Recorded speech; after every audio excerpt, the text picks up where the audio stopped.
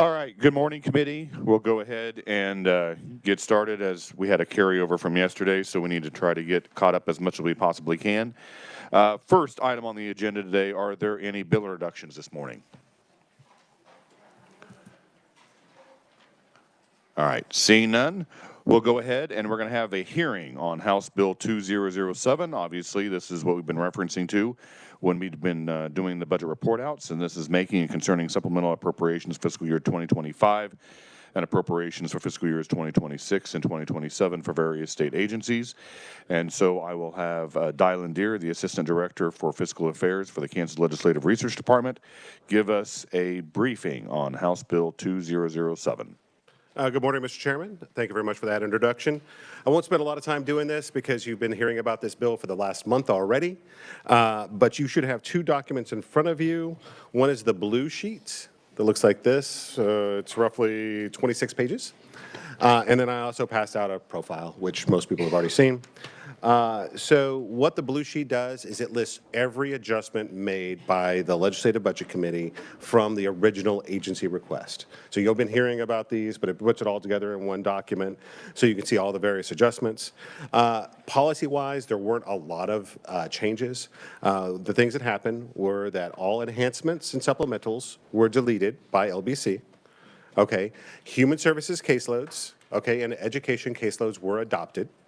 Okay, select SGF reappropriations were deleted. Okay, and I wanted to ask those entities to come back in and justify the need for that reappropriation. Select EDIF appropriations were reduced in order to be able to bring that fund back into balance. Okay, and added FTE and associated dollars were deleted to ask agencies to come in and request those FTE from the House Appropriations Committee. The effect of this was to delete $290.4 million in 25 from the agency request and delete $1,085 million from the agency request in 26, resulting in adjusted expenditures of $10.6 billion in 25 and $10.4 billion in 26. With that, I would stand for questions on the House Bill 2007. All right, thank you, Dylan. Committee, are there any questions for Dylan in regards to the hearing on House Bill 2007? All right, see none. Thank you, Dylan. I am not showing that there are any proponents, opponents, or neutral testimony in regards to House Bill 2007. So if there are any individuals that wish to speak as a proponent, opponent, or neutral, now is your chance. Seeing none, I will close the hearing on House Bill 2007.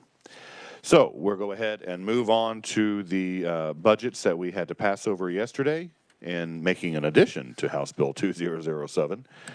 So I will now turn it over to Chairman Buehler with the Social Services budget, and I believe you're going to be starting with the Kansas Neurological Institute. Chairman Buehler. Thank you, Mr. Chair. So just a quick agency overview on the Kansas Neurological Institute. Population there is it's called the medically fragile, provides treatments for adults with intellectual and developmental disabilities to state disability hospitals.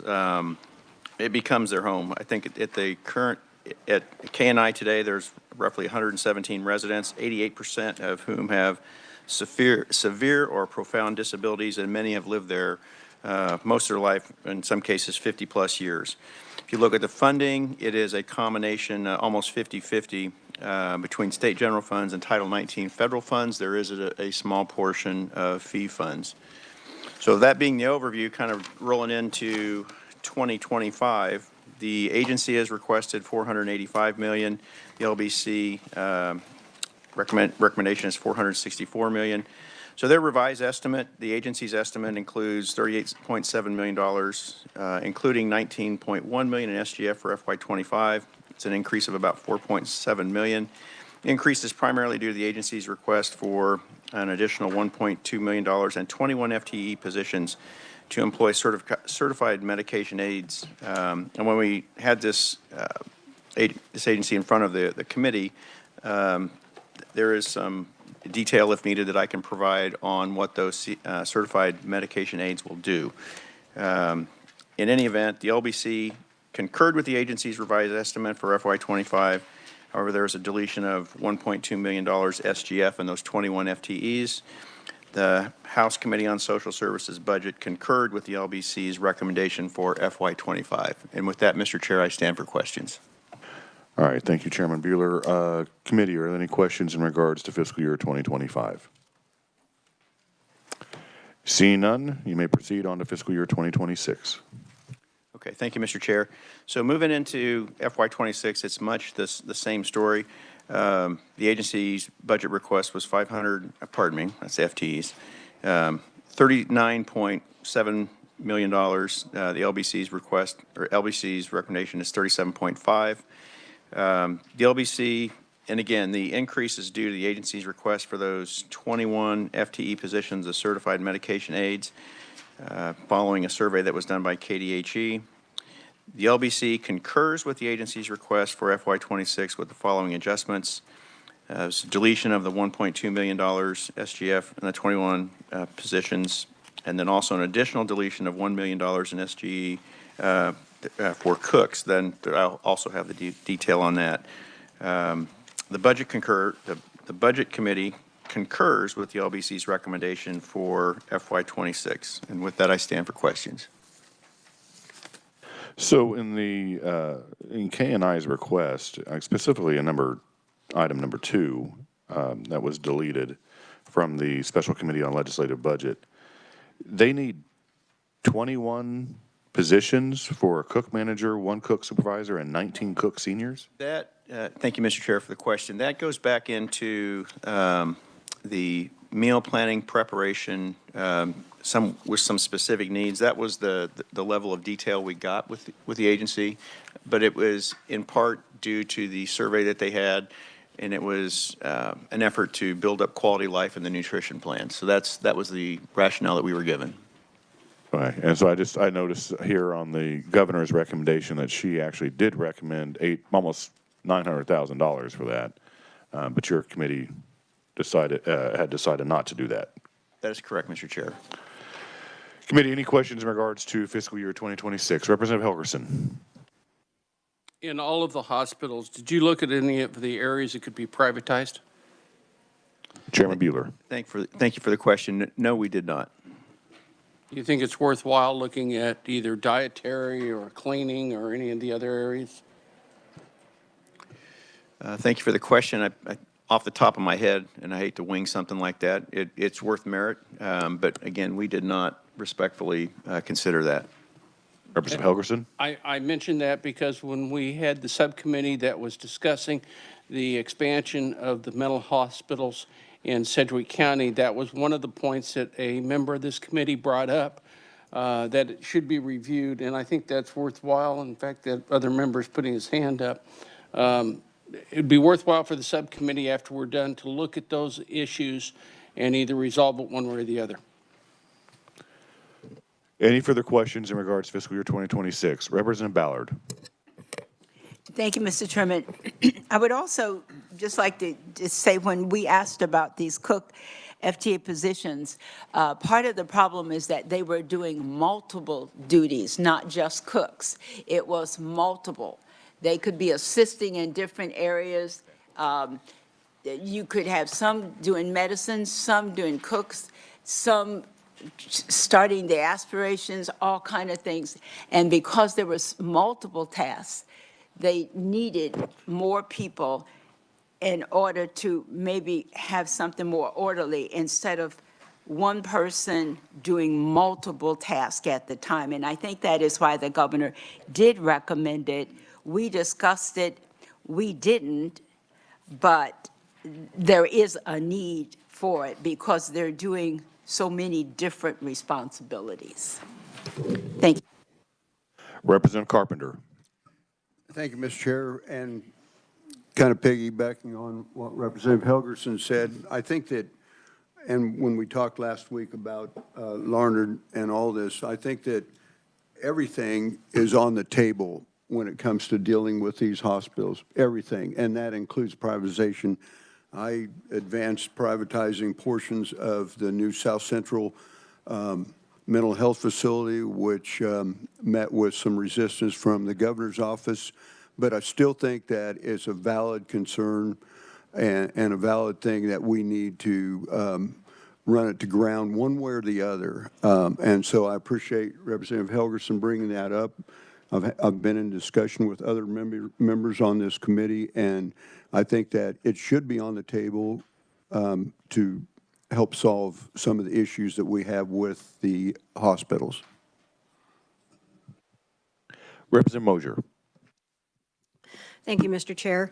So in reading this, if a health agency or a care agency fails a survey for whatever reason, saying that the meal cooks are doing other duties besides and thus, could cause trouble with meal preparation and, food contamination, whatever, what is being done to rectify that survey failure? Was it a failure? And are these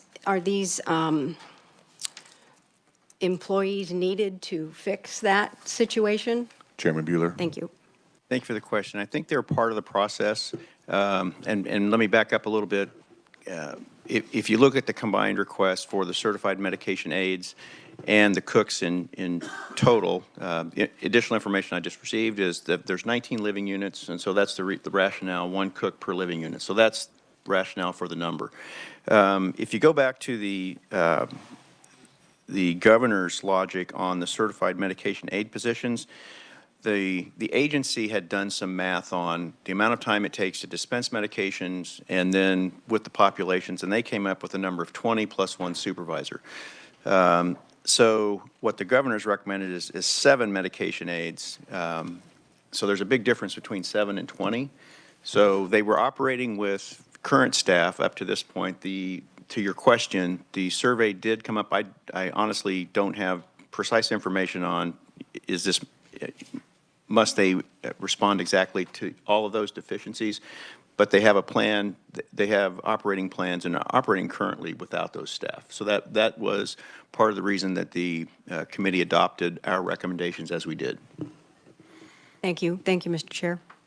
Any further questions or comments in regards to fiscal year 2026? Representative Helgerson. This is a KDHE survey, is that correct? Chairman Bueller. I believe that's correct, but let me go back and check my notes, Representative Helgerson.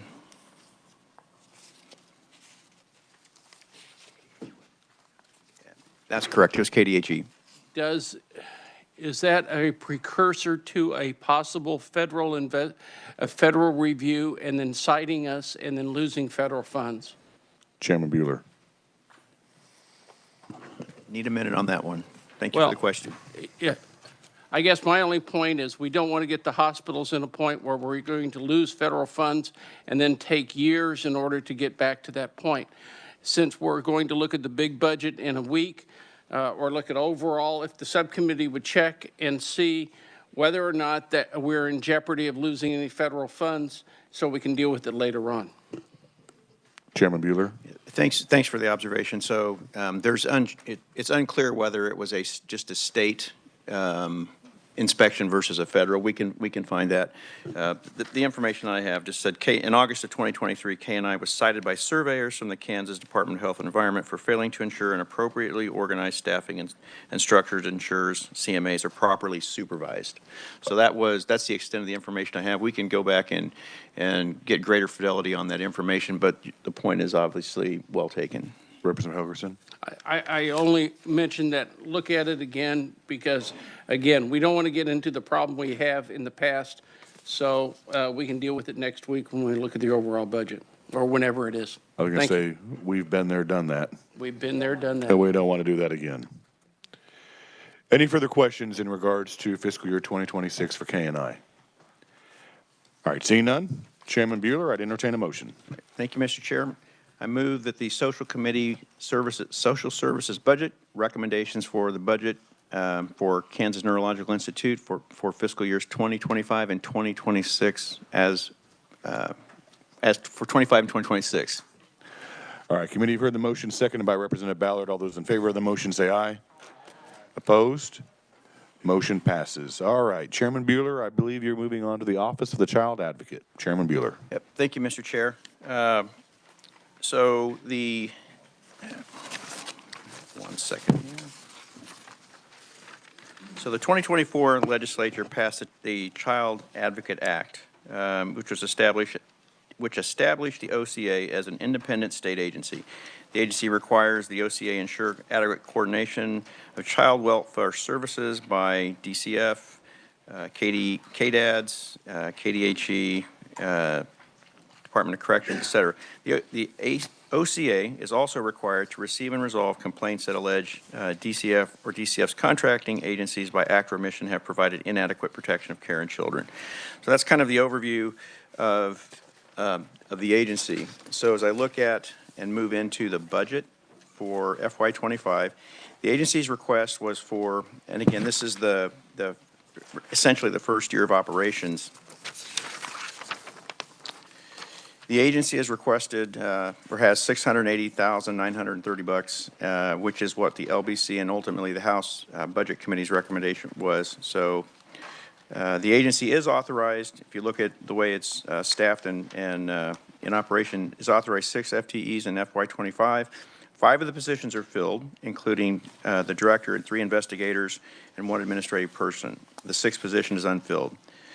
The LBC concurs with the agency's revised estimate for FY25, as did the Budget Committee. We concurred with the LBC's recommendations for FY25.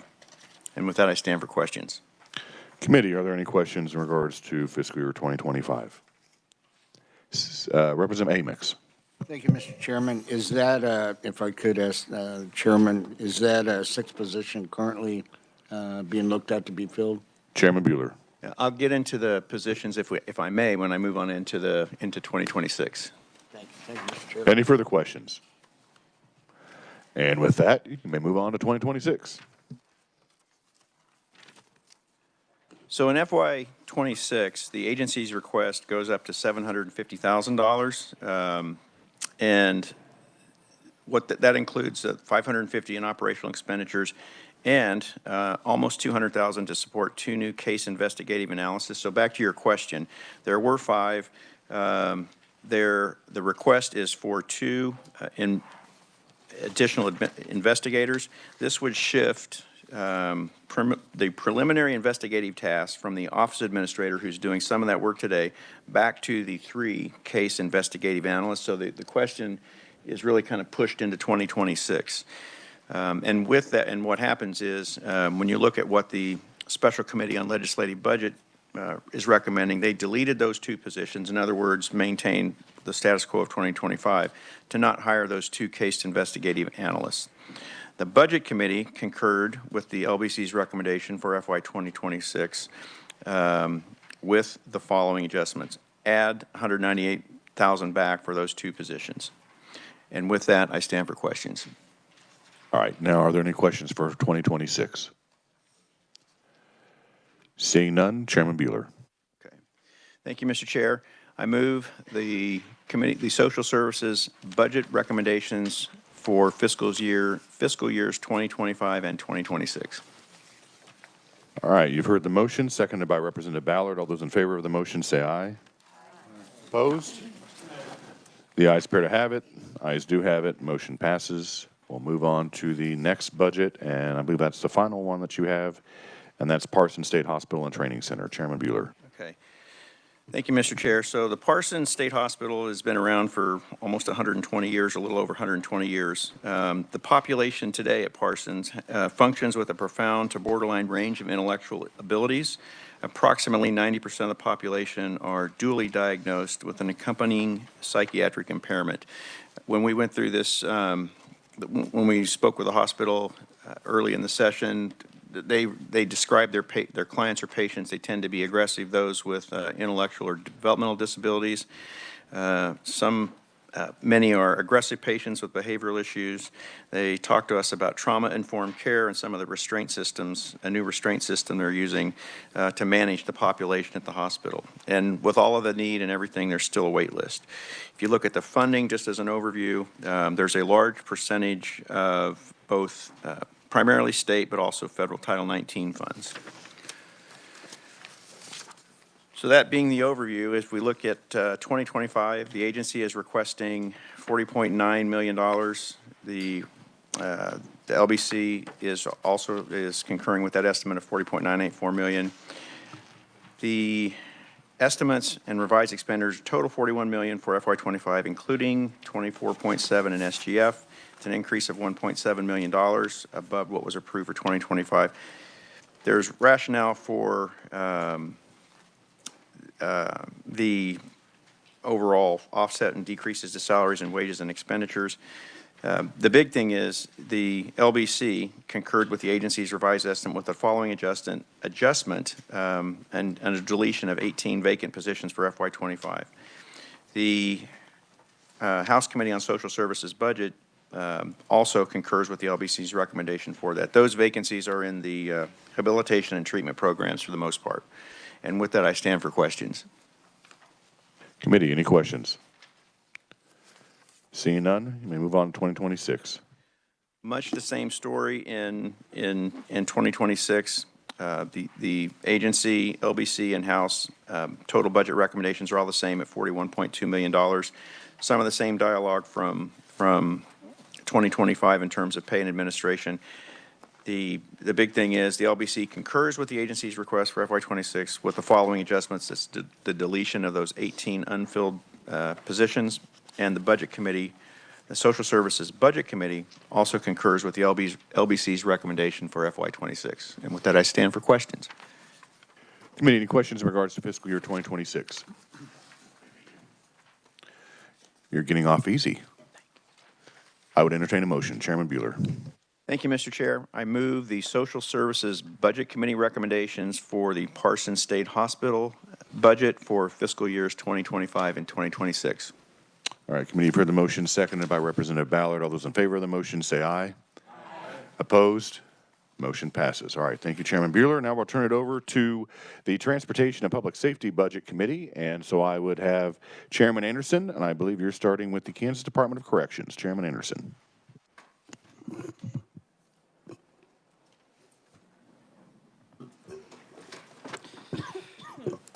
Thank you, Chairman. We will start with Department of Corrections, starting with fiscal year 2025. The agency requests a revised estimate of $373 million, including $321.7 million SGF and 555.5 FTE positions in FY25. The revised estimate is $1.6 million above the 25 approved amount. The agency had an SGF reappropriation of $20.4 million with a budgeted reappropriation of $32.7 million SGF included in the 24 legislative approved amount. The agency's revised estimate includes an increase of $12.5 million SGF in the evidence-based program and an increase of $8.5 million from the all special revenue funds for increases in expenditures by Kansas Correctional Industries. This was offset by a decrease of $19.5 million SGF for shrinkage reduction that was transferred from the central office to the facilities. The LBC concurs with the agency's revised estimate in 25 with the following adjustments. The LBC deleted $38.2 million SGF to remove the reappropriation for expenditures in the evidence-based juvenile program, deleted $10 million SGF to remove the reappropriation from the Lansing Correctional Facility Career Campus, deleted $4 million SGF to remove reappropriations for other operating expenditures, and deleted 0.5 FTE positions for all other adjustments in FY25. The Joint Committee concurs with the LBC's the Joint Committee on Building concurs with the LBC's recommendation in 25. The Budget Committee concurs with the LBC's recommendation with the following adjustments. We added back the $5.4 million SGF to fully fund the medical contract in FY25, added back $10 million SGF for the Lansing Correctional Facility Career Campus in FY 2025, the $28.2 million for the evidence-based juvenile program for FY25, and the committee added language having the Appropriations Committee look into the funds for the fire service contract between the City of Larned, the Larned State Hospital, and the Larned State Correctional Facility. And, I apologize, and with that, I'll stand for questions. All right, so I'm going to start with item number 4, because when we had the Larned State Hospital, we had a discussion in regards to the fire service contract between the City of Larned, Larned State Hospital, and the Larned State Correctional Facility, and the revisers let me know that due to the memorandum of understanding, that Larned State Hospital was the entity that it was supposed to pay for, because that is where all the funding for the fire station on the facility came from. So I'm not saying that item number 4 is negated because of what we found out after we had Larned State Hospital, but I just wanted to let the committee be aware. That's why it was not a shared responsibility between the correctional facility and the hospital, is because the hospital solely took care of the fire services. Could you, the governor had included in her budget the fully funded medical contract of $5.4 million, but could you elaborate again on number 2 and 3? And then you can also, on number 3, just describe exactly why it's $10 million short than the reappropriation. Thank you, Mr. Chairman. 2 and 3 being the medical contracts and then the rehab and repair? Or am I looking at the wrong sheet? No, it'd be adding the $10 million state general fund for the Lansing Correctional Facility Career Campus and $28.2 million for the evidence-based juvenile program.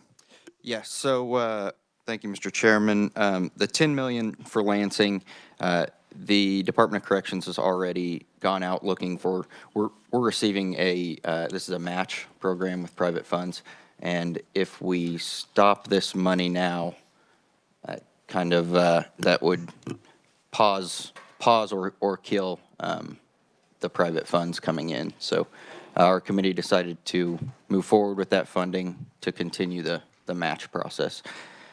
On the evidence-based, we decided to give $28.2 million, which essentially lapses $10 million. That program had $38.2 million in it. We decided to give $28.2. This has been a conversation I've had with the Department of Corrections for the last couple of years. I think this funding is important. I think it needs to go in the right place. But for the last 6-7 years, this fund has just grown and grown and grown year after year, and it's not being spent on what it should be. And so there became a time, and the time was this year, that we decided to lapse part of it. Hopefully we can get that money in the right place at some point, but it just hadn't gone there yet. All right, thank you. Representative Hoffman. Thank you, Mr. Chairman. And that was some of my line of questioning on the juvenile, evidence-based juvenile program. So they're going to spend, what, about $19 million this year? Is that correct? Chairman Anderson. Thank you, Chairman. Yes, I think that's what's projected. So I'll just say, and this isn't a knock at the department, I had received a chart for the last couple of years on what it was going to be spent on, and like I said, the last few years, very, very little was spent year after year, and so if the department goes ahead and spends the $19 million where it should, then I think this funding's in the right spot, but until we see that, that's why we lapsed part of it. Representative Hoffman. Right, and I also, I mean, I brought this up at the Legislative Budget Committee, because they haven't spent it for so long, it's built up, and now they're actually spending more than what's coming in. And so eventually, we're going to have to figure out a different funding mechanism for this, because the juvenile base, it isn't going to be able to keep up because of what's happened. Chairman Anderson. Thank you, Chairman. Yeah, my guess would be that the large spend this year and probably next year is to spend part of it down, because we had talked about lapsing part of it. Yeah, they're going to have to limit that year over year if that continues. Representative Hoffman. Yeah, thank you, Mr. Chairman. I just wanted to bring that out, so appreciate it. Representative Helgerson.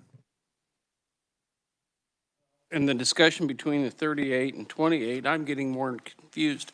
I assumed there was a specific reason it was 38.2, and you have a specific reason to move it to the 28.2. And what are the specifics, and what's the 10 million that's not taken care of? Chairman Anderson. Thank you, Mr. Chairman. So the 10 million was, it wasn't a specific, there wasn't a reason to do 10. I mean, it could have been 5, it could have been 15. It truly was, the committee felt that the money wasn't being spent, and so we were going to lapse part of it. I think it was above 40 last year when Representative Owens was on this committee. We worked, I think, gave $2.5 million to Mirror, and Representative Owens found a place for another 5 or 6 million, I believe. But if it, like I said earlier, if it's being used properly in the way it should, I'm fine with leaving all the money in here and using it properly. But at this point, it hadn't been spent on what it was supposed to. Representative Helgerson? Well, I guess since we're going to be looking at the bigger budget, there may be several of us that want to look at it specifically and come up with some very specific things of what to do with that full amount and make a further recommendation later then. Any further questions in regards to fiscal year 2025? Representative Hoy. Thank you, Mr. Chair. And I would add on that we did make changes to how those grant fundings can be spent. So in 2024, so that has resulted in $6 million in additional funding to the community. So I wouldn't say it's necessarily been inappropriately, is just there were some statutory requirements that were making it so this funding couldn't get out to perhaps more programs that would be able to utilize it. So I do think that just the lapse of the $10 million will, sooner rather than later, that balance is going to go down, is the impact of that. Representative Valsley. Thank you, Mr. Chair. And committee, I've served on the Statutory Juvenile Justice Oversight Committee for 2 years now. I served on that with Representative Owens, now Senator Owens. This lapse of $10 million was brought to my attention yesterday by our current chair of Juvenile Justice and Corrections, who is currently a member also of the JJOC. And so I reached out to Senator Owens to find out a little bit more about this, because I recalled last year he had utilized some of this for a substance abuse program. And the note I got from the senator was the Juvenile Justice Oversight Committee gave a presentation to the Joint Committee on Corrections and Juvenile Justice just in December of '24. It talks about the fund, the balance, the allocations. He's attached a report that says on page 28, it goes into detail of what the money's been spent on. And specifically, this money's marked for the juvenile justice system. If swept into SGF, then it's lost in the abyss. The JJOC shows the fund being spent to zero by 2027. Sweeping the money now speeds up the fund. Running out of money, quicker. The legislature made changes in 23 with HB 2021 that increased access to these funds. New organizations have come forward as a result. More kids are now being served. If we sweep these funds now, those organizations won't have an opportunity to serve the kids. And he also mentions that there's a bill coming forth to address youth residential facility needs, for example. I don't know what the committee's wishes are. I would like to see the full 38.2 reappropriations be made, but if nothing else, maybe we put a pin on this until we can get just a little bit more information, and I can open up this document and see that JJOC presentation for myself. Any further discussion in fiscal year 2025? Mr. Chair. Representative Hoy. Representative Hoy. Thank you, Mr. Chair. I did want to also ask then on the item number 4 for the City of Larned contract for fire services. Is that something then that we could be able to put back when we work the entire budget into the state hospital budget? Yes, it is. Thank you. Representative Owsley. Thank you, Mr. Chair. I'd go ahead and make the motion to put a pin in this until I can get more information on item number 3. So your motion is just a notation to get more information? Yes. Right. Well, no, I'd like to just pause the reappropriations for today and come back to it. Okay. So you've heard the motion. Is there a second? Seconded by Representative Helgerson. Discussion on the motion. Seeing none. Representative Turk. Thank you, Mr. Chairman. So so by doing this, we would stop the readout for this entire budget? Is that what you're asking? Is that what this does? What's the point of this, of the motion? Representative Ousley. Thank you for the question. I would like to come back to this committee and convince them that the full reappropriations of the 38.2 is justified and that we should reappropriate that to the Evidence-Based Juvenile Justice Program Fund. Representative Turk. Thank you for the follow-up, Mr. Chair. So can't we do that when we put the budget back together? Representative Ousley. If we can, I'm happy with that. To answer your question, Representative Turk, yes. Representative Francis. I'd just like to concur with the recommendation from the Budget Committee. I had that budget for 4 years, I think, as all of you have known. There's always been an issue about using the resources in that fund appropriately, and I think that the recommendation is fine by the Budget Committee. And I would also just state that in prior years, even the governor has swept some of the money from that fund. And that fund has just kept building and building and building. So I would contend with the budget recommendations from the subcommittee. Representative Ousley. I withdraw my motion, Mr. Chair. Thank you. All right, motion is withdrawn. We're back on fiscal year 2025. Is that okay with the second? I think by the laughter, he's okay with it. Any further discussion in regards to 2025? All right, seeing none. Chairman Anderson, 2026. Thank you, Mr. Chairman. Moving on to fiscal year 2026, the agency requests $785.6 million, including $748 million SGF and 555.5 FTE positions. This request is $434.8 million above the FY25 approved amount. The increase is largely due to the agency's enhancement request of $453 million SGF to replace the Hutchinson Correctional Facility. Additional enhancement requests include $11 million SGF for LCF raising projects, $5.5 million for a new warehouse, $5.5 million, or $8.6 million SGF to fund deferred rehab and repair projects, $2.8 million SGF to fully fund the medical services contract, $3 million SGF for the TCF support medical building debt service, and $1.7 million SGF to fully fund the food service contract. The LBC concurs with the agency's revised estimate for 26 with the following adjustments.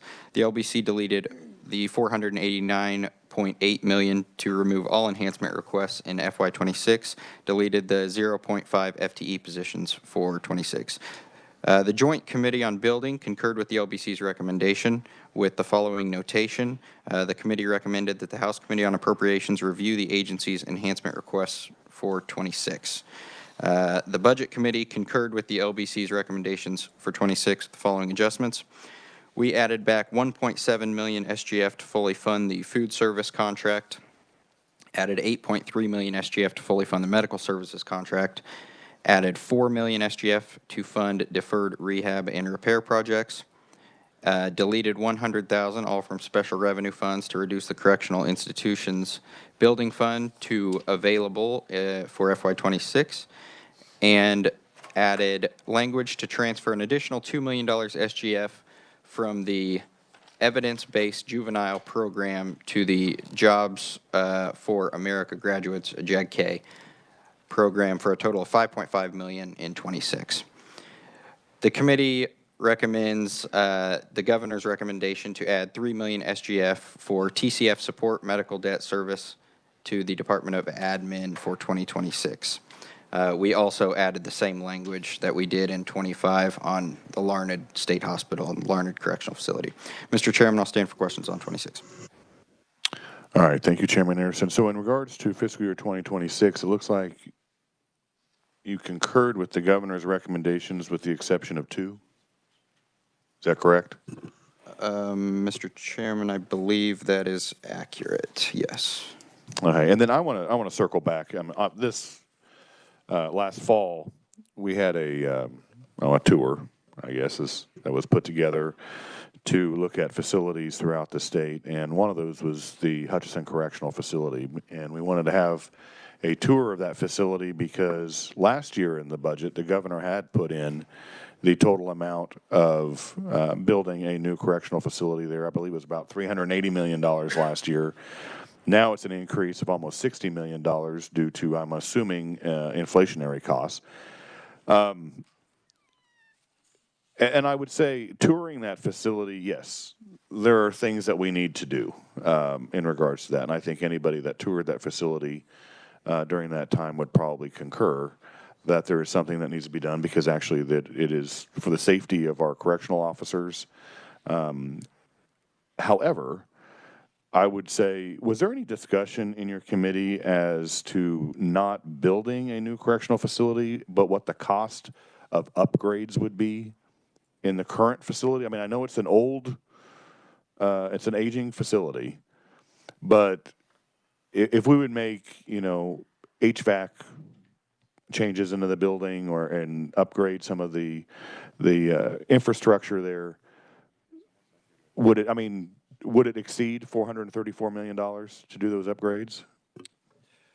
Thank you, Mr. Chairman. Yeah, my conversations with the department, yes, we can piece things together, but at the end of the day, it's such an old building. The renovations, if we went far enough, would exceed the full price. Was there any discussion about bonding? We had that discussion last year. That didn't come up this year. There wasn't much discussion on making any action on that this year, but we went in depth on it last year, and I think the department was open to that, but I think that's for next year. All right, thank you. Committee, any questions for 26? Representative Hoffman. Thank you, Mr. Chairman. Let's see, on the governor's recommendation, it'd be number 5, I believe, of raising the Lansing Correctional Facility. She has it coming out of the state institution building fund. You didn't do that. Did you guys talk about that? Chairman Anderson. Thank you, Chairman. Yes, this was just something that it seems to be put off year after year, and we pushed it off another year, kind of kicking it down the road, I suppose. But okay. Representative Hoffman. Yeah, it is something I think we need to. Those buildings are just deteriorating there, and if you guys didn't think it was the right time, then I'll just let it go. Thanks. Any further discussion in regards to fiscal year 2026? Representative Howe. Thank you, Mr. Chairman. Chairman Anderson, on the medical building debt service, what is the total bonding that was issued in 2025?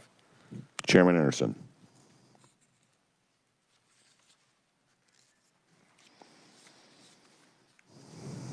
thank you, Chairman. It's around 40 million. We can get a specific number. Representative Howe. Okay. Thank you. And last question was, Mr. Chair. Yes. Those bonds have been issued already this fiscal year? Chairman Anderson. Yep. Chairman, yes, they have. Thank you, Mr. Chairman. Any further discussion in regards to 2026? Seeing none, Chairman Anderson may make a motion. Thank you, Mr. Chairman. I move the committee recommendations for the Department of Corrections budgets for fiscal years 25 and 26. All right, committee, you've heard the motion. Is there a second? Seconded by Representative Hoy. All those in favor of the motion say aye. Opposed? Motion passes. All right, Chairman Anderson, Lansing Correctional Facility.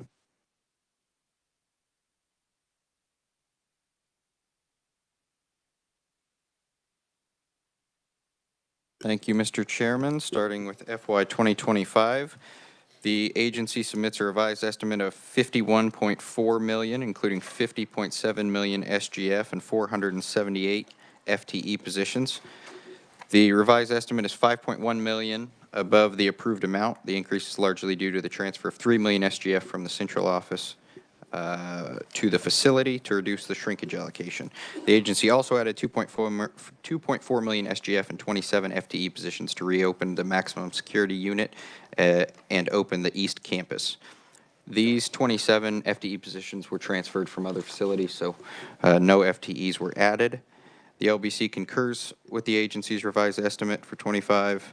The Joint Committee on State Building concurs with the LBC's recommendation, and the Budget Committee concurred with the LBC's recommendation. With that, Mr. Chairman, I'll stand for questions on 25. All right, committee, are there any questions in regards to fiscal year 25? Seeing none, Chairman Anderson. Thank you, Mr. Chairman. Moving on to FY26, the agency requests $51.8 million, including $51.5 million SGF and 478 FTE positions. The request is $5.8 million above the approved amount. This increase is largely due to the addition of $3 million SGF to reduce shrinkage allocation. The agency also added $2.9 million and the 27 FTE positions to reopen the maximum security unit. The LBC concurred with the agency's revised estimate in 26 with one adjustment. They deleted the $197,797 to remove the premium pay for bilingual officers. The Joint Committee concurred with the LBC's recommendation. The Budget Committee concurred with the LBC's recommendation with one adjustment. We decided to add back in the $197,797 for premium pay. Thank you, Mr. Chairman. I'll stand for questions. All right, committee, are there any questions in regards to fiscal year 2026? Seeing none, Chairman Anderson. Thank you, Mr. Chairman. I move the committee recommendations for Lansing Correctional Facilities budgets for fiscal years 25 and 26. Committee, you've heard the motion, seconded by Representative Hoy. All those in favor of the motion say aye. Aye. Opposed? That was a very weak aye. Motion passes. Chairman Anderson, Norton Correctional Facility. Thank you, Chairman. Moving on to Norton, FY 2025. The agency submits a revised estimate of $26.9 million, including $26.4 million SGF and 253 FTE positions. The revised estimate is $1.9 million above the amount approved by the 24 legislature. This increase is largely due to the transfer of $3.4 million SGF from the central office to the facility to reduce the shrinkage allocation. This was offset by a deletion of $1.8 million SGF to incorporate previously approved shift differential pay to base pay. The agency also deleted 12 FTE positions and added them to the newly reopened units at Lansing. Special Committee, the LBC concurs with the agency's revised estimate, and the Committee on State Building concurs with the LBC's recommendation. The House Committee concurs with the LBC's recommendation as well. I'll stand for questions on 25. Committee, any questions on 25? Seeing none, move on to 26. Thank you, Mr. Chairman. Moving on to FY26, the agency requests $26.2 million, including $26 million SGF and 253 FTE positions. The request is $1.5 million above the FY25 approved amount. This increase is largely due to the addition of $3.4 million SGF for shrinkage reduction. This was offset by a deletion of $2.2 million SGF to convert shift differentials to base pay. The agency also deleted 12 FTE positions and sent them to Lansing. The LBC concurs with the agency's revised estimate with one adjustment. They deleted the $141,658 SGF for premium pay for bilingual officers. The Joint Committee on State Building concurred with LBC, and the Budget Committee concurred with the LBC's recommendation and added back in the premium pay. Mr. Chairman, I'll stand for questions on 26. All right. Thank you, Chairman. So going back, since this is the second correctional facility that we've seen today with the same ask in regards to the premium pay for bilingual officers. So we're not adding FTEs, we're just having additional pay for those that are bilingual. So I guess my first question is this for vacancies? And then this will be used to hire officers that speak multiple languages, or and is this going to resonate in all the other correctional facilities as well? And then, and if it is, shouldn't this be a overwhelming item with the Department of Corrections as opposed to each individual institution or correctional facility? Thank you, Mr. Chairman. We are seeing this in each correctional facility. This premium pay for bilingual officers is already in 2025, they were being paid. This pay was there, and it was left out in 26, and so we would actually be reducing their pay if we didn't put this in. All right, so and I'm not seeing a governor's budget recommendation in regards to this, so this is aside from the governor's budget recommendation.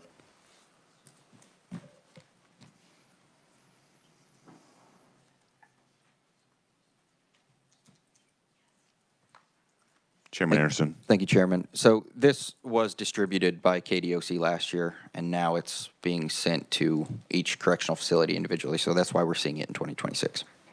Right. And the governor did not recommend it? Or is it in her base budget? That's correct. It was not an enhancement request. Okay. Representative Sutton.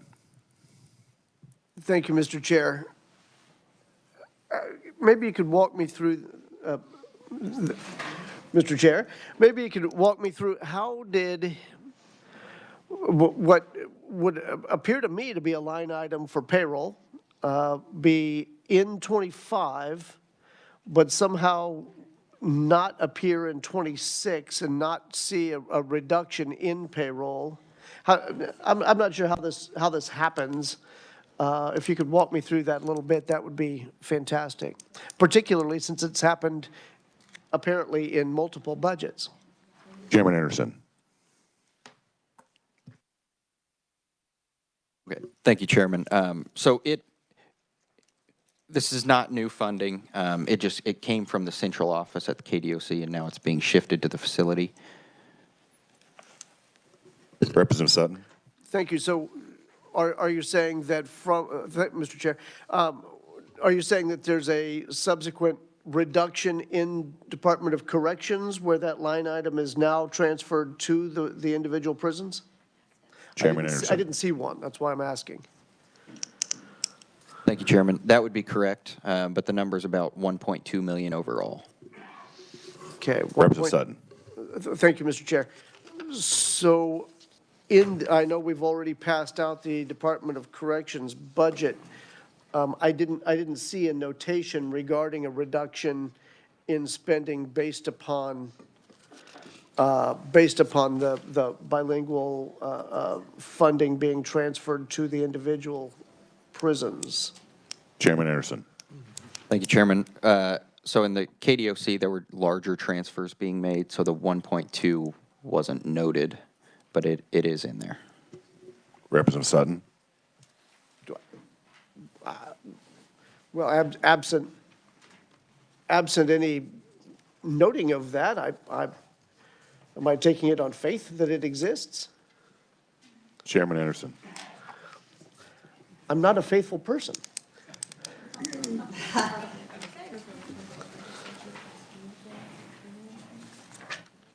In that regard.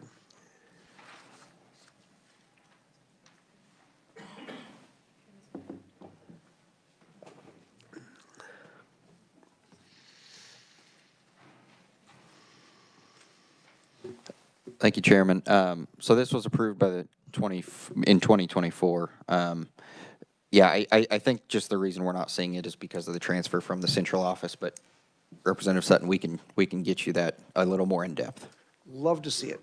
Thank you, Mr. Chair. Any other questions in regards to fiscal year 2026? Seeing none, Chairman Anderson. Thank you, Mr. Chairman. I move the committee recommendations for Norton Correctional Facility budgets for fiscal years 25 and 26. All right, committee, you've heard the motion. Is there a second? Second by Representative Hoy. All those in favor of the motion say aye. Aye. Opposed? Motion passes. All right, Chairman Anderson, Topeka Correctional Facility. Thank you, Mr. Chairman. Moving on to Topeka, FY 2025, the agency submits a revised estimate of $25.2 million, including $24.9 million SGF and 267 FTE positions. This request is $1.5 million above the amount approved by the 24 legislature. This increase is largely due to the transfer of $2.4 million SGF from the central office to the facility to reduce the shrinkage allocation. The LBC concurs with the agency's revised estimate for 25. The Joint Committee on State Building concurs with LBC, and the House Budget Committee concurs with the LBC's recommendation. With that, I'll stand for questions on 25. All right, committee, any questions in regard to fiscal year 2025? All right, seeing none, Chairman Anderson. Thank you, Mr. Chairman. Moving on to FY26, the agency requests $25.4 million, including $25.1 million SGF and 267 FTE positions. This request is $1.7 million above the FY25 approved amount. This increase is largely due to the addition of $2.4 million SGF to reduce the shrinkage allocation. The LBC concurs with the agency's revised estimate in 26. With the following adjustment, they deleted the $105,194 for the premium pay. The Joint Committee on State Building concurs with the LBC's recommendation, and the House Committee, the Budget Committee concurs with the LBC's recommendation, but added back in the premium pay. Mr. Chairman, I'll stand for questions on 26. All right, any questions in regard to fiscal year 2026? Seeing none, Chairman Anderson. Thank you, Mr. Chairman. I move the committee recommendations for Topeka Correctional Facilities budgets for fiscal years 25 and 26. All right, committee, you've heard the motion, seconded by Representative Hoy. All those in favor of the motion say aye. Aye. Opposed? Motion passes. And the final correctional facility we have today is Winfield. So, Chairman Anderson. Thank you, Mr. Chairman. Starting with FY25.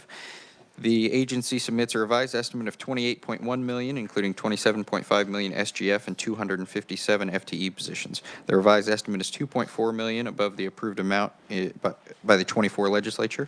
This increase is primarily due to the transfer of $2.1 million SGF from the central office to the facility to incorporate previous approved shift differential pay to base pay.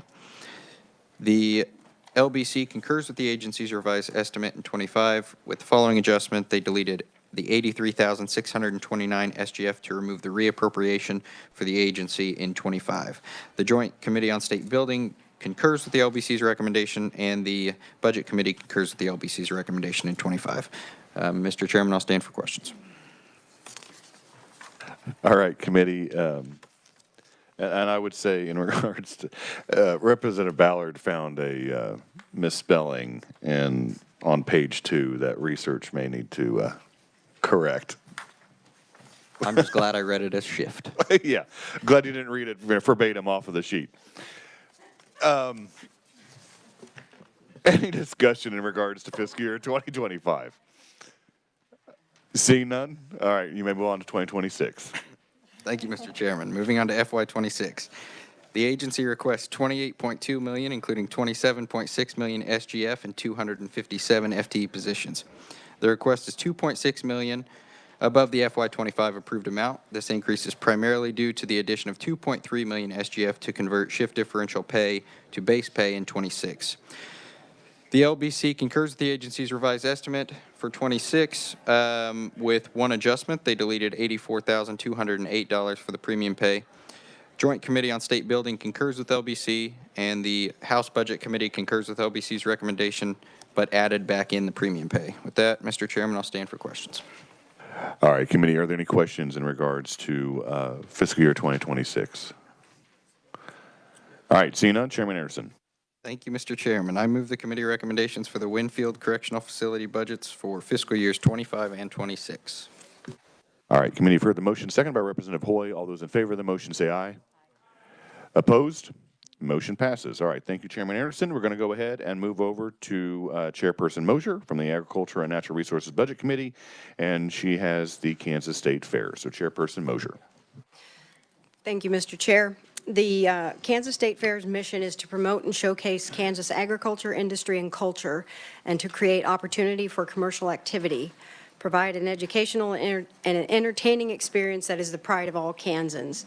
The State Fair is the state's largest single event, attracting more than 350,000 people, plus an estimated 200,000 people to the other nearly 500 events that occur on the fairgrounds throughout the year. So for 2025, the agency requests $12.9 million, including $4.1 million SGF and 27 FTEs. This is an increase of $769,000 or 6.4% above the approved number. The increase is primarily attributable to increased estimates for capital improvements. If any of you have been to the State Fair, it covers 280 acres, which is roughly 280 football fields, and contains over 70 buildings. So the upkeep on buildings and grounds occur every day, and the fair is estimating that these increases will continue for ongoing maintenance. And this includes everything from potholes to doors to roof leaks, cracked windows, plugged drains, you name it. They take care of it on 70 buildings and the grounds.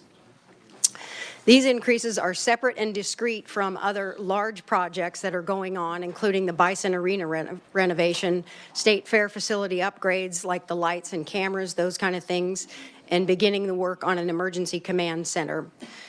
The Special Committee on Legislative Budget concurs with the agency's revised estimate for fiscal year 2025, as did the ANR Budget Committee.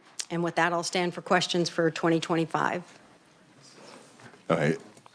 If you'll notice, committee, in regards to the budget summary, 2025 is missing out of the packet, but there were no changes. Correct. From the Special Committee on Legislative Budget or from the agency's request. So we'll just go ahead and move forward. If there are any questions in regard to fiscal year 2025, right now is your chance to ask Chairperson Mosier. Representative Sutton. Thank you, Mr. Chair. Where are we on this Bison Arena renovation? It seems like we've been renovating that building since Bison actually roamed Kansas. Well, and I would say right now it's under construction. And when we toured, as I mentioned, with the Hutchinson Correctional Facility, we also toured the State Fair. And we actually went and toured the Bison Arena. And I was there. I'm just curious as to what sort of a time frame we're looking at here. This has been ongoing, and I mean really, really ongoing, 6-7 years. I don't think it's been that long. It hasn't been that long. Representative Dove presented it in his budget. It may have been presented, but we didn't actually fund it until just a couple years ago. Is that right? Yes. Okay. And then they're supposed to be getting commercial donations as well for other venues around the Bison Arena. And they're still in the midst of trying to get that to complete the project. But it's under construction now. But Chairperson Mosier. Thank you, Mr. Chair. I would refer you to pages 2 and page 6 of the budget summary, which explains that in further detail. I don't know that there's an exact end date pinpointed, but I do know that the fair is working very hard to complete that as soon as possible. All right. Thank you. Thank you, Mr. Chair. Vice Chair Williams. Thank you, Mr. Chair. How much, can you remind us, sales tax is generated from the state fair that's actually going into this SGF? Chairperson Mosier. Thank you.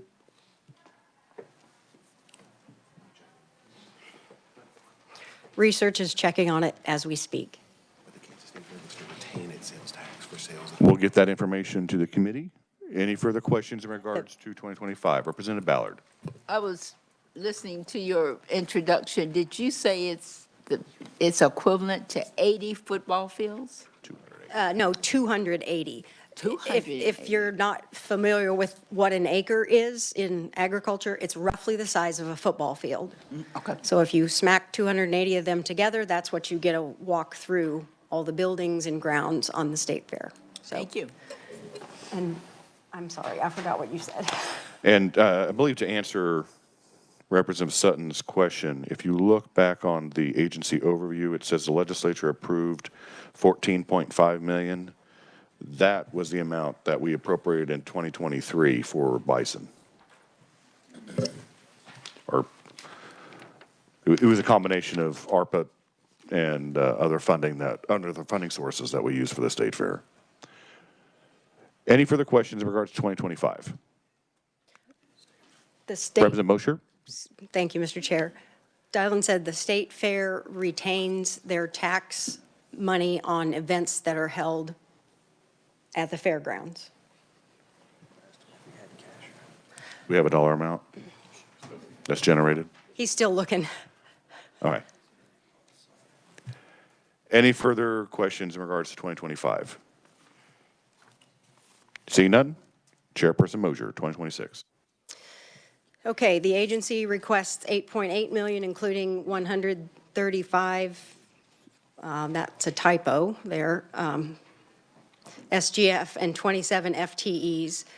which is an increase of about 6.8% above the approved number, excluding appropriations.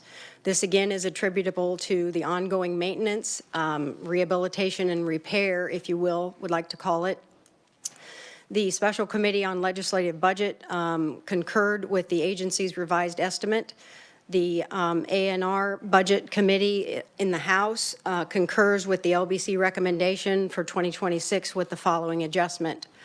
The State Fairgrounds is a high-profile, very public state entity, and safety and security of the event attendees is of most importance. We were told that the State Fair is basically a soft target for potential terrorism activities because of the high profile. The original ask of the State Fair was $2 million to construct and finish this emergency command center. We allocated, or ARPA funds gave the State Fair $250 million in 2022, and the committee moved to add $750 million to their budget. So together the state has, gotten them $1 million. And we stressed to the State Fair that the other half of their $2 million ask needs to come from other sources. And it was stated that it would be requested of the Kansas Highway Patrol. And this is basically so you could have all of these emergency services under one roof at the State Fairgrounds. And KHP is already there. They were going to inquire of Reno County, the dispatch systems, the emergency medical systems, Hutchinson Fire and Police, Department of Corrections, because they do have groundskeepers there during the fair, so KDOC has a presence. The Reno County Sheriff's Department and the Hutchinson Regional Hospital for additional funding to help support this program. And so that is what the House Committee on Ag and Natural Resources budget had for 2026. And just for clarification, it's 750,000, not million, right? Yes, absolutely. I mean, we basically renovate the entire state fair if it was $750 million. And some. And this is a one-time, not annual. This is a one-time deal. Okay. Any questions in regards to fiscal year 2026 for the Kansas State Fair? Seeing none, Chairperson Mosier. Thank you, Mr. Chair. I might add, the sales tax revenue was $350,000 annually. All right, thank you. But they retain it, so. Okay. I move that the Committee on Ag and Natural Resources budget recommendations to the House Committee on Appropriations be adopted for the Kansas State Fair for fiscal year 2025 and 2026 as amended and provided in HB 2007. All right, committee, you've heard the motion. Is there a second? Seconded by Representative Curtis. All those in favor of the motion, say aye. Aye. Opposed? Motion passes. All right, thank you, Chairperson Mosier. Now we'll go ahead and turn it over to General Government Budget, which I believe the first budget is going to be the Kansas Human Rights Commission, and so I will now turn it over to Chairperson Wassinger. All right, thank you, Mr. Chair. The General Budget Committee heard the Kansas Human Rights Commission report. They request a revised estimate of $1.6 million, including $1.2 million of SGF and expenditures for 2025.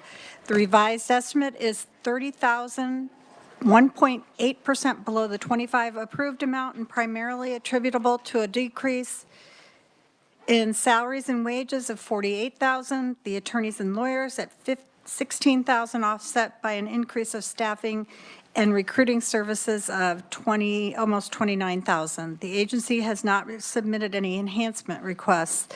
The LBC concurred with the agency's revised estimate in 2025, and the Budget Committee concurred with the LBC's recommendation for FY 2025. I'll stand for questions. Committee, are there any questions for 2025?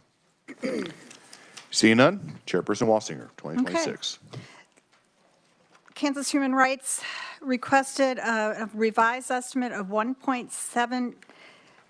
$1.8 million, including $1.2 million of SGF expenditures for 2026. The revised estimate is $80,000, or 4.7% above the 25 approved amount. The increase is primarily attributable to an increase in salary and wages of about $76,000 due to filling 2 open FTE positions, an intake representative, and completing the planned hiring of an investigator position from the previous fiscal year. They have not submitted any other enhancement requests. The LBC concurred with the agency's revised estimate for 2026, and the House Committee on General Government Budget concurred with the LBC's recommendation for FY26. Are there any questions? Committee, questions for Chairperson Wassinger. Representative Sutton. Thank you, Mr. Chair. Looking at the FTEs of 20 people total, and then I guess they contract out some of the attorneys and so forth. How many investigations does the Human Rights Commission conduct on an annual basis? No, I mean, or did they conduct last year, I guess? Chairperson Wassinger. Probably varies. Let me find out.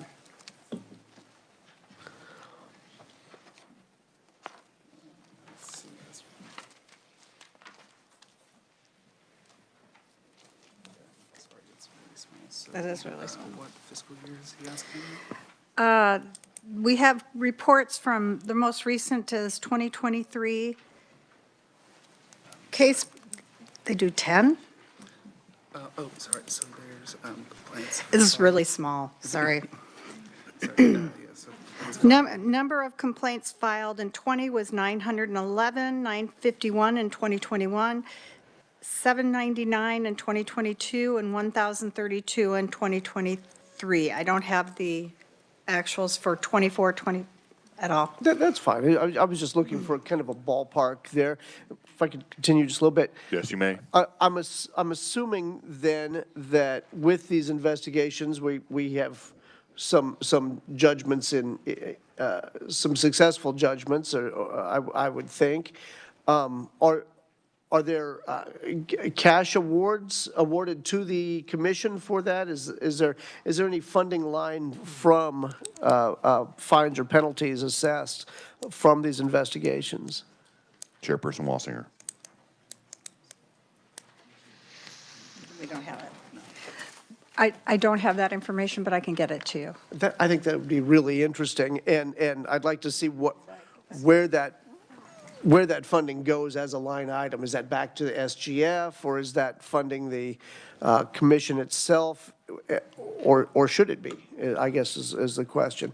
So yeah, I'd like to see that information. Thank you, Mr. Chair. Any further questions in regards to 2026? Seeing none, Chairperson Wassinger. Mr. Chair, the General House, sorry. The general government budget for the Kansas Human Rights Commission, I move that we approve their 2025 and their 2026 budgets. All right, committee, you've heard the motion. Is there a second? Seconded by Representative Amix. All those in favor of the motion say aye. Aye. Opposed? All right, motion passes. Now on to the office of the Kansas State Treasurer. Okay. Chairperson Wassinger.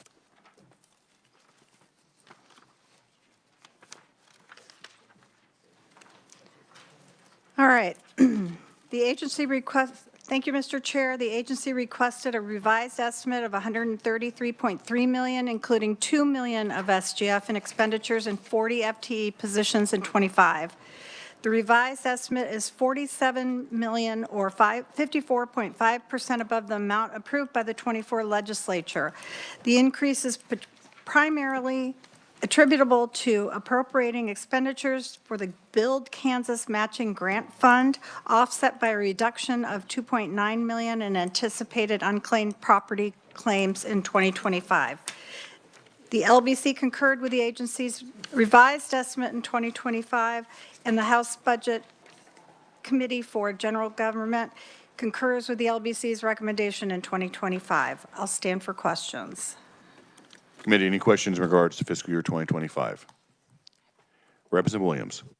Thank you, Mr. Chair. How does the $2.9 million compare to previous years of unclaimed property claims, in the fact that there was a tremendous effort by representatives to get the word out and get that to our constituents. Just wondering. Thank you.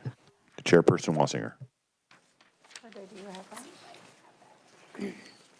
We're looking to see what that number is.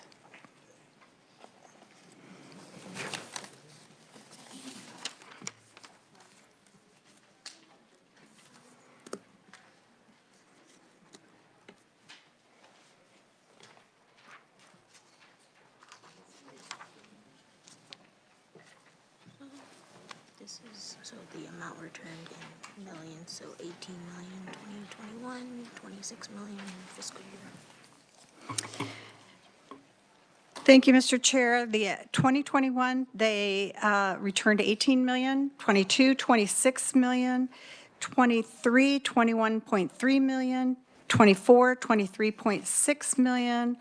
The FY24 actuals is 17.2 million, and the 2025 estimate is 22.6, and 2026 is 22.9. Any further questions in regards to 25? All right, seeing none, Chairperson Wassinger. Thank you, Mr. Chair. There's a 2025 legislative request to use the original fund amount for the Kansas Housing Linked Deposit Loan Program repurposing. It's been laying in the budget with not being used. The Northwest Kansas Economic Innovation Center and other statewide people are asking to have it repurposed, and I do have a list of them. It does not include any SGF. It's just using it to getting it put to good use, and it would go through the treasurer's office. I do have the list if someone. Is this in regards to the budget for 25 or 26? This is for 2025. The program will add, they say 12 million of partnership funds as well as 12 million in local match funds, and private banking loans are estimated to be almost $394 million.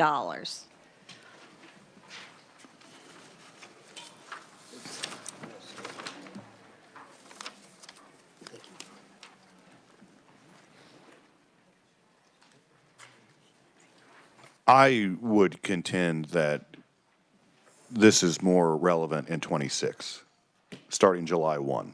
Okay.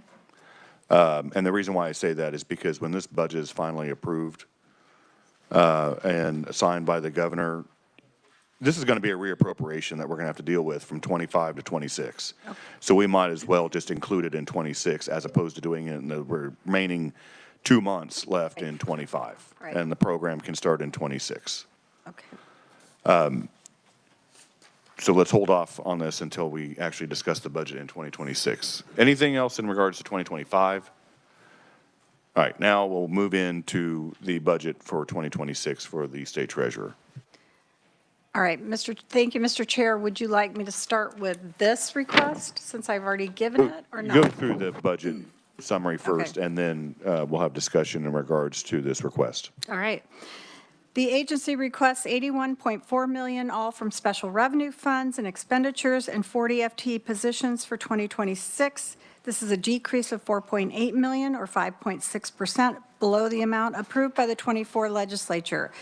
It's primarily attributable to reduction of $2.9 million in anticipated unclaimed property claims and the deletion of $2 million SGF and one-time expenditures for the Pregnancy Compassion Awareness Program for 2026. The LBC concurred with the agency's revised estimate with the following adjustment. Delete a transfer of 50 million SGF to the Build Kansas Fund for FY26, and the House budget concurs with the LBC's recommendation with the following adjustment.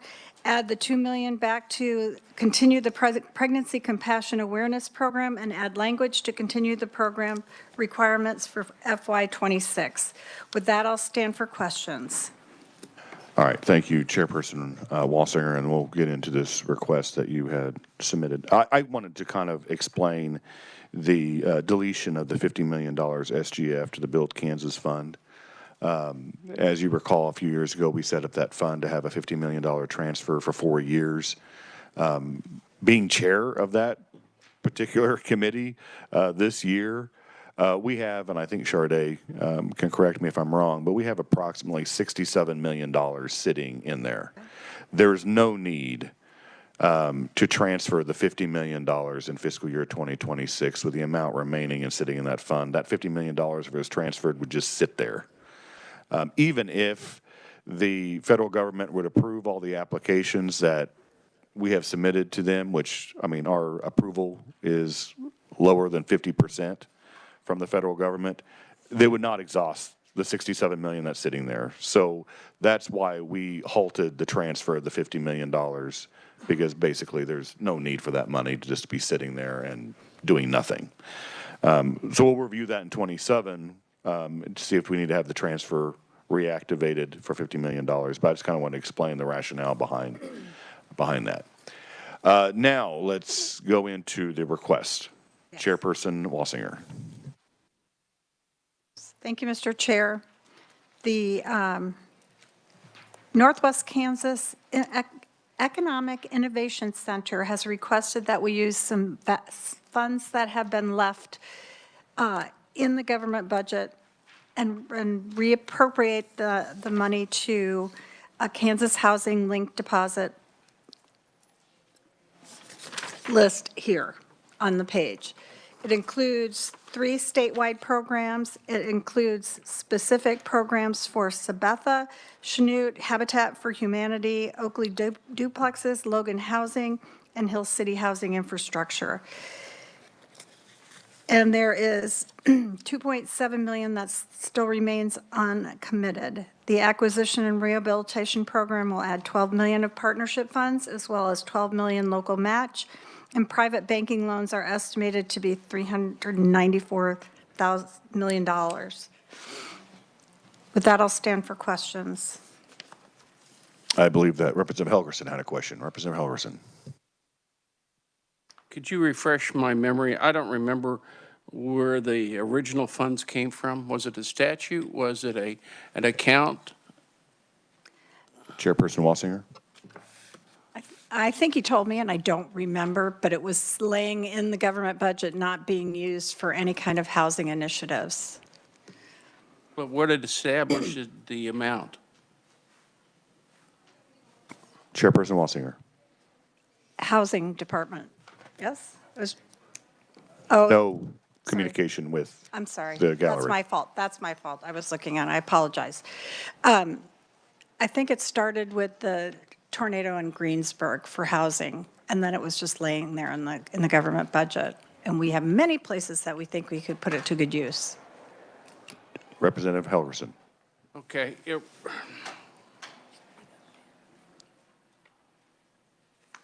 Well, if it's a statutory change item that was put in place, if you're just trying to move the money, we might be able to do it by changing it. But if it's a statute, raises questions that we may have to change the statute rather than just doing it through an appropriation. And especially if it would continue on past the 26 period of time. And I'll be happy to investigate a little bit more and come back next week or whenever, just to make sure my concerns are taken care of. Chairperson Wassinger. Thank you, Mr. Chair. Charday is looking that up right now, making sure it's not a statute that has to be changed. Representative Helgerson. Well,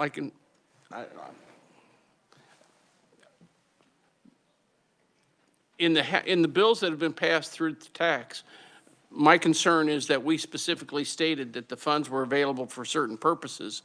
Changing the purpose doesn't necessarily mean that we can move the funds even if they're unspent without a statutory change. And that's partially what I'm driving at. But, you know, I can investigate it too with you. Okay. And I'm not opposing it. I'm just saying, can you do it through the appropriation bill, or do you have to have a statute in order to do that? I believe that we can, notwithstanding, we can change the statute for 1 to 2 years in the budget bill. as long as the money gets spent in Yes. that period of Yeah. time. Vice Chair Williams. Thank you, Mr. Chair. How was this list put together, the recommended list? Chairperson Wassinger. Thank you, Mr. Chair. This was put together by the Northwest Kansas Innovation Center, Economic Innovation Center, and the other statewide partners that they were in, knowing that this was housing money and they wanted to put it into good use. Vice Chair Williams. Thank you. And you also alluded to other potential pots of money that might be in existence. And I'm just curious from this particular Department of Treasurer, the Treasurer's Department, how many different programs or funds do exist? I don't have a list of this, and I don't see this anywhere in the budget, or I wouldn't even know where to have looked for that. Chairperson Wassinger. I will get that number to you. Representative Estes.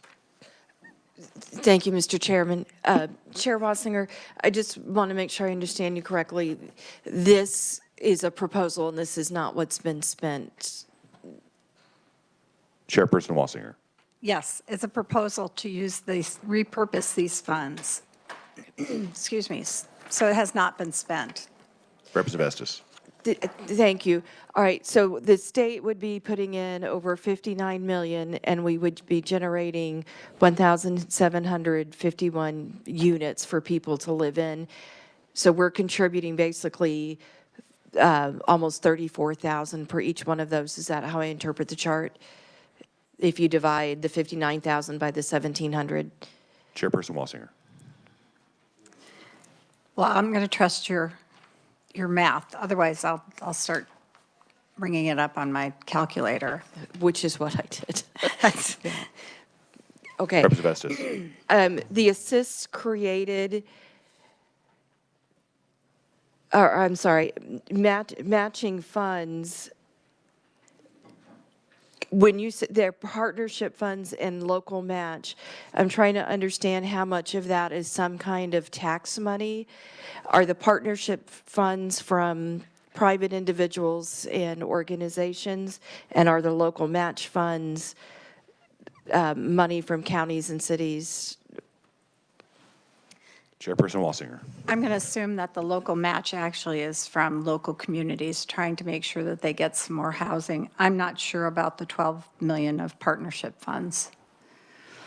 Representative Estes. Usually it's private businesses. I'm sorry. Thank you. I just wanted to understand that so I could determine the actual total number of taxpayer dollars we're putting in. And that's a, on a per unit basis.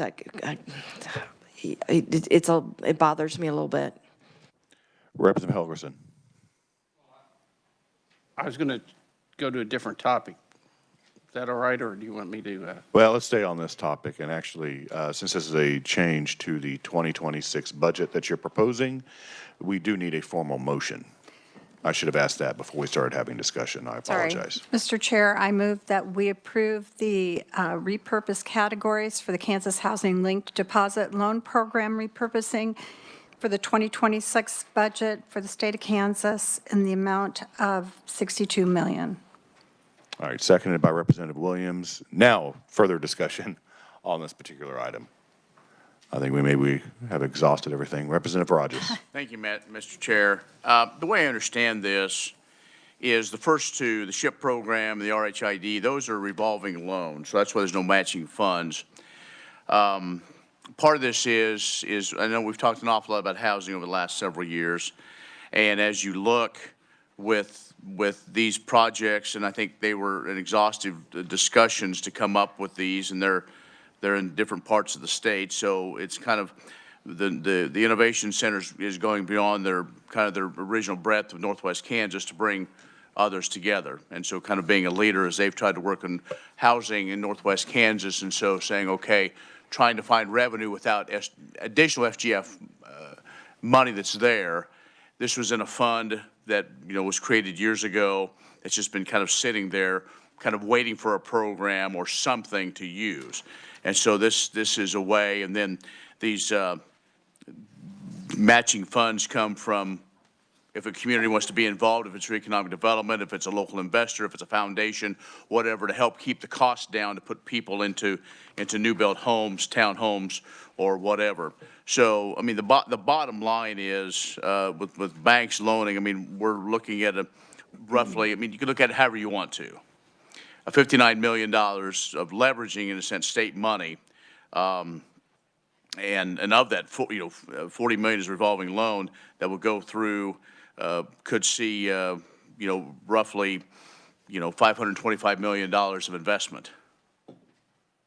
So it's the way you want to look at it. If you want to look at, an upfront or a long-term to do what we can across the state to ease the housing situation. That's where I look at it. I think this is a one-time, situation as they move forward. And as we all know, it's been a challenge to try to find builders, especially when you go west of here and to get those things lined up. So this is one way to look at it. But you can see you're in Northeast, you're in Southeast, and you're in some western Kansas and central Kansas, and then working with Habitat for Humanity. So which I would assume would be in the Wichita and Johnson County areas.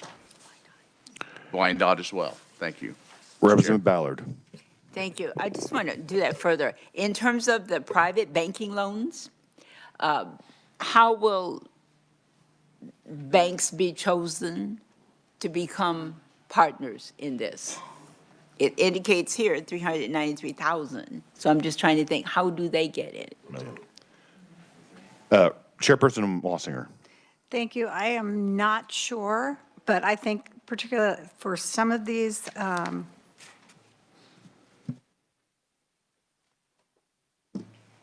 I don't have the answer to that, so I'd have to get back to you. Okay, thank you. Representative Ballard. Further discussion in regards to the current motion. Representative Francis. So can you walk me through how the RHID loan fund and SHIP program work, statewide ones? I thought RHID was primarily a local, basically repayment of the increase in the property tax value. Chairperson Wassinger. Well, I'm just full of answers today. I don't have the answer for those either. I did not look those up before I brought this in. I apologize. Representative Francis. I was just curious how that did. I thought that was mainly a local contribution. So I'd be interested in more information on that. Any further discussion in regards to the motion? Seeing none, Chairperson Wassinger may close on your motion. I close. All those, you heard the close on the motion. All those in favor of the motion say aye. Aye. Opposed? No. The ayes appear to have it. Ayes do have it. Motion passes. We're back on the budget for 2026. Any further discussion? Representative Ballard. Thank you. I would just like, I'm trying to look at this where you added $2 million to continue the Pregnancy Compassion Awareness Program. But above, it says that a deletion of $2 million in one-time expenditure for the Pregnancy Compassion. Here it says to continue the program requirements. Which program is this? I know we have another one named after a senator who passed away, but I'm not aware of the Pregnancy Compassion Awareness Program. Chairperson Wassinger. Thank you, Mr. Chair. It was administered to many different pregnancy compassion area centers. So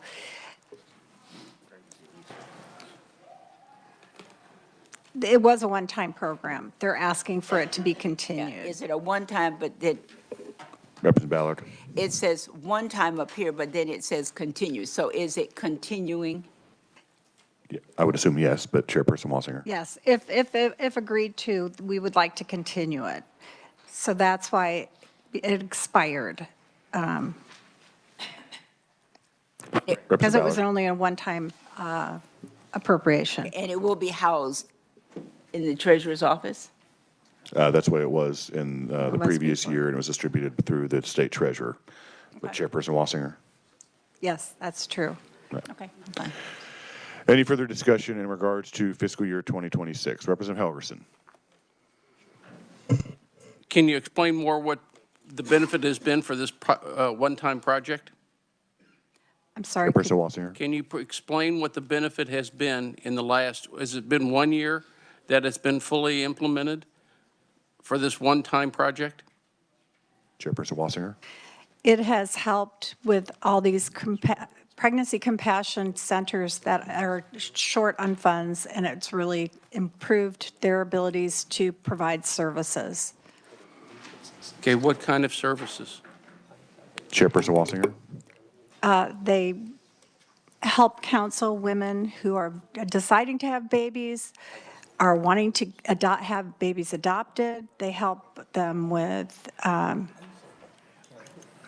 those decisions also help with some startup things like some, I believe, some diapers and things like that. There's a wide range of things that they do for women when they come in and need help. Representative Helgerson. I believe this is the same discussion we had on the House floor previously. Okay, why are we putting it in the treasurer's office? It was a one-time, so we stuck it in the treasurer's office previously. This is for health care, counseling, et cetera. Why doesn't it go into a different agency? Chairperson Wassinger. Thank you, Mr. Chair. I think because it was initially put in the treasurer's office, we wanted to put the $2 million back into it. They're already used to doing the program. Okay, thank you very much. I will make a motion to take the $2 million out, and I'll explain a couple things. I even think I carried amendment on this previously, and I said, let's open it up for health care purposes.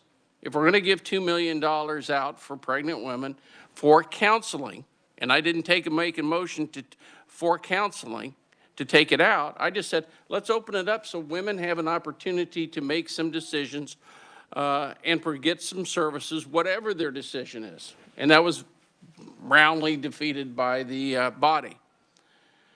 The question was, do you want to start a new program, most likely a permanent program? Well,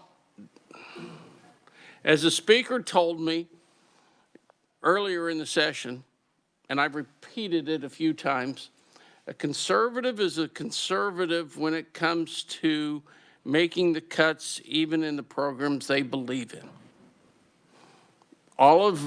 So many of us have spoken earlier about being conservatives and whether or not we're going to start a new program. I'm just saying, if you believe in the $2 million and you want to start a new program, find another place to pull it from the existing budget. You don't need to start a new program in the budget, in the treasurer's office. There are $10 billion worth of funding that you could pull it from if that's what you want to. Make the motion. I don't know if I have a second.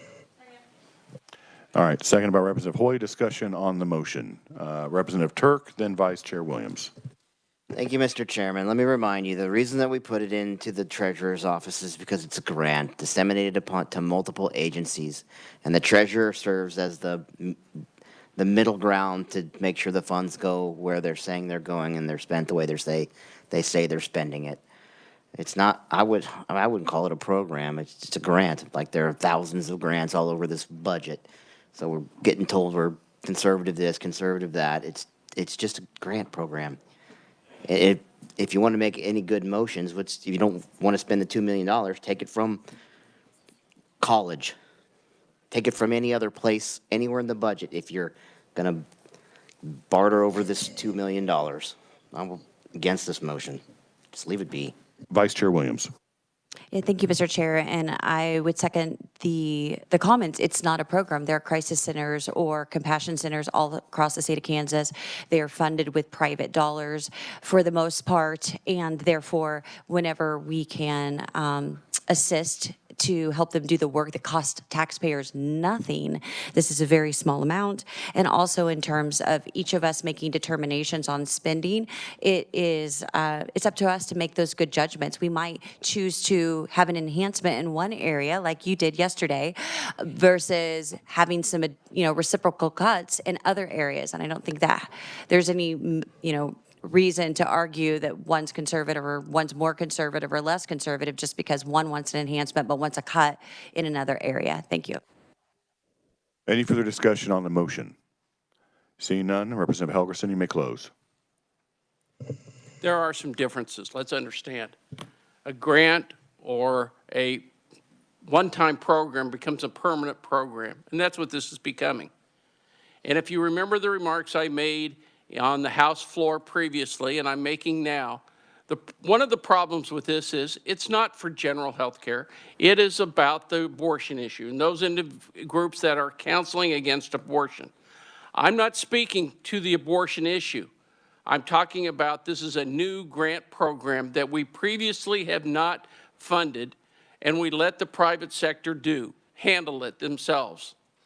But it is a one-sided program, and let no one disagree with that. This is a program that believes in a particular religious position, and I understand that. I don't mind that. But I do mind that we're saying we're only going to give the funding to those people that are pro-life or thinking of not having an abortion. You know, maybe open it up. Maybe put $2 million in for women that need counseling, that are pregnant and need counseling generally. And I know I'm going to lose this, but, you know, you're right. We all make our decisions on what we think is appropriate or not. But the idea that what we want to do is not build the state budget or increase the state budget, and then we add in new programs that they fit our needs, everybody understands that. That's the case. You close? Yep. All right, committee, all those in favor of the motion say aye. Aye. Opposed? No. The noes appear to have it. The noes do have it. Motion fails. We're back on the budget as amended. Any further discussion in regards to 2026? Seeing none, Chairperson Wassinger. Thank you, Mr. Chair. I move the committee for the House Committee on General Government Budget pass the Office of the State Treasurer's budget for 25 and 26 as amended. All right, committee, you've heard the motion. Is there a second? Second by Representative Turk. All those in favor of the motion say aye. Aye. Opposed? The ayes appear to have it. The ayes do have it. Motion passes. Okay, so real quick, if you could, Chairperson Wassinger, get through the Pooled Money Investment Board. I'm probably going to jinx myself by saying it looks simple and easy, but if you could go ahead and do that, and then we'll pass over the university budgets that we had scheduled for today until tomorrow. Chairperson Wassinger. Thank you, Mr. Chair.